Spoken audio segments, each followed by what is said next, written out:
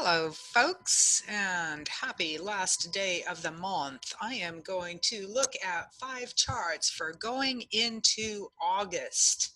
So let's get started and get this show on the road.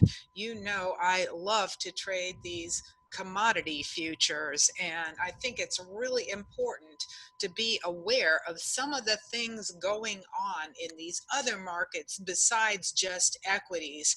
And the first chart I wanted to pull up for you is coffee. So buy your brew now at Costco, because I think this market is going to continue to have legs to the upside.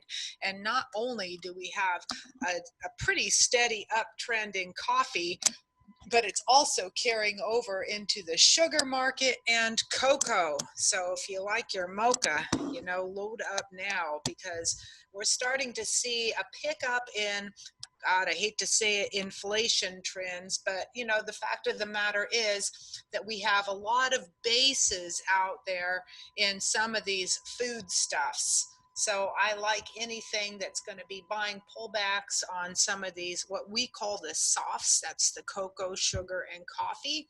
And it's just a little aside because I know that most people aren't looking at these other types of markets. And so on that vein, I also wanted to pull up a chart of lumber, which will set the theme for some of our stocks during the month of August.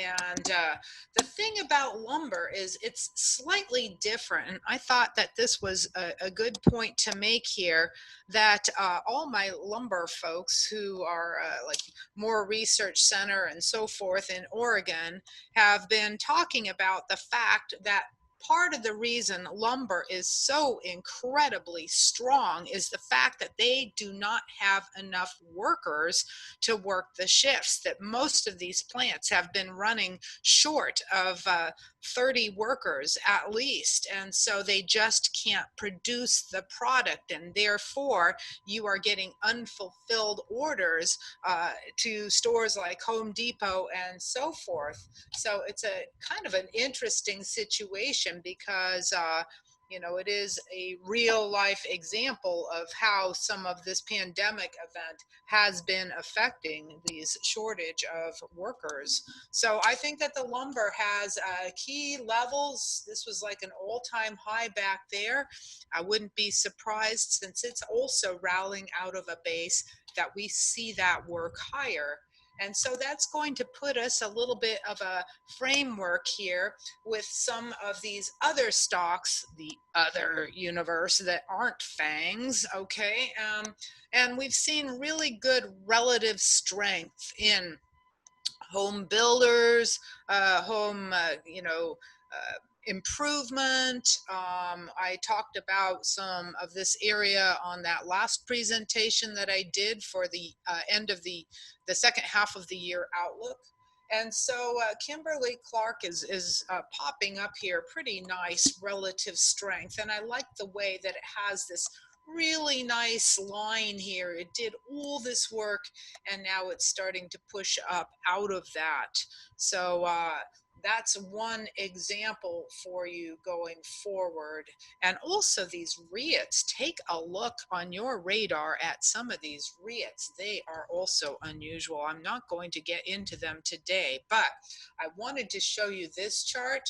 I like buying this, but let me preface that I like buying it on a pullback, and I'll show you why in just a minute. Same thing with PulteGroup, a little bit better relative strength of some of these home builders, and it had good upside volume on this breakout.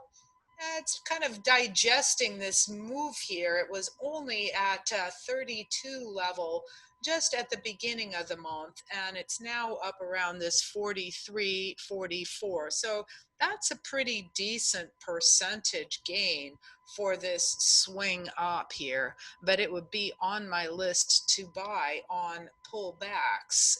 And so lastly, I want to instead of showing a bunch of bullish slides and the best relative strength performers, I just have to throw a little monkey wrench in the equation here so that we can pull in our horns just the slightest amount, and that is that if we look at the weekly put call data, and of course I know I'm a bull just because of the mere liquidity factor out there, but we still need to balance this and say that the markets do have cycles up and cycles down. And if you look back at this last 2.5 years worth of data, you can see that we're just coming out of a really overbought period with these put call ratios.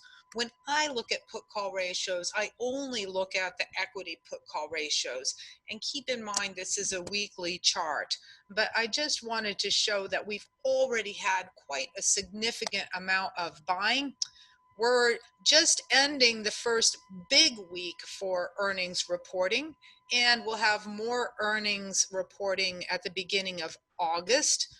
But typically you get a little bit of a hangover after the best of the reporting season is through. So I like to build a shopping list for when you do get some corrections down. And right now, some of these shares are on my shopping list.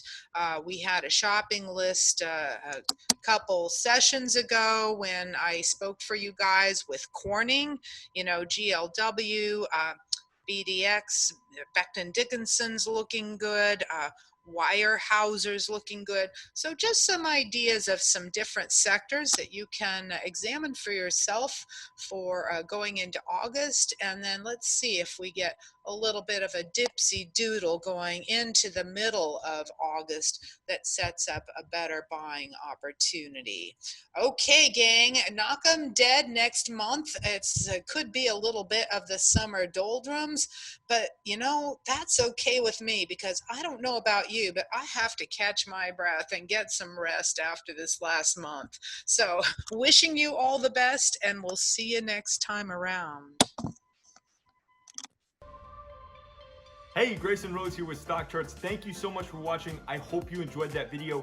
If you did, consider giving it a like down below, maybe leave us a comment, and if you're new to the channel, you can subscribe at the link up above. We're gonna bring you daily content from an incredible collection of technical analysts and financial experts.